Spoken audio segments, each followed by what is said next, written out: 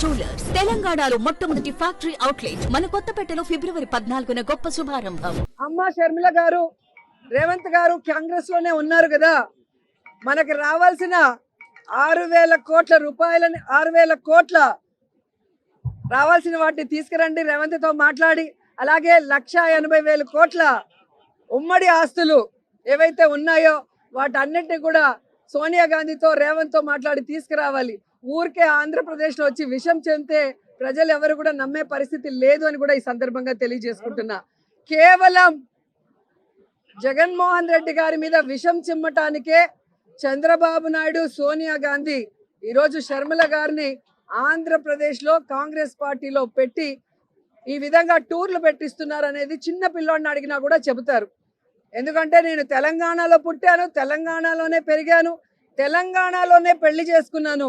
తెలంగాణ ప్రజలు నా ప్రజలు, నా జీవితాంతం ప్రాణం ఉన్నంత వరకు తెలంగాణ ప్రజల కోసమే పోరాడతానని ఒక పార్టీ పెట్టి ఈరోజు ఏ లబ్ధి కోసం ఆ పార్టీని కాంగ్రెస్ లో విలీనం చేసిందో తెలంగాణ ప్రజలకి చెప్పాలి.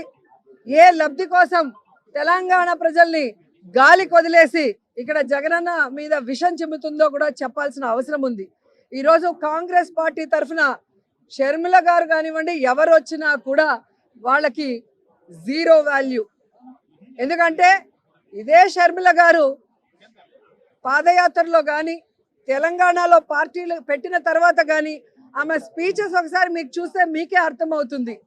రేవంత్ ఒక దొంగ, కాంగ్రెస్ ఒక పనికిమాలిన పార్టీ.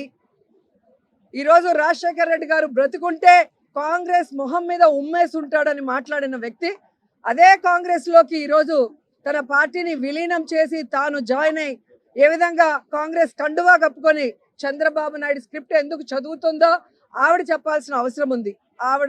ఆవిడ ప్రశ్నలకి జగన్ గారు సమాధానం చెప్పాల్సిన అవసరం లేదు.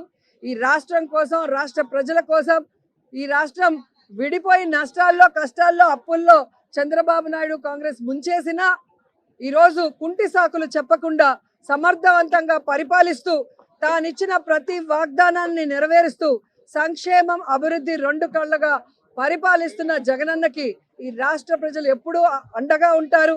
ఆయన మీద విషం చెమ్మడానికి వచ్చే non local politicians Chandrababu Naidu అయినా, పవన్ కళ్యాణ్ అయినా, లోకేష్ అయినా, షర్మిల అయినా వీళ్ళు 2024 తర్వాత ఈ రాష్ట్రంలో కనబడరు. హైదరాబాద్కి పార్సిల్ చేసేస్తారు ప్రజలని కూడా చెప్తున్నా.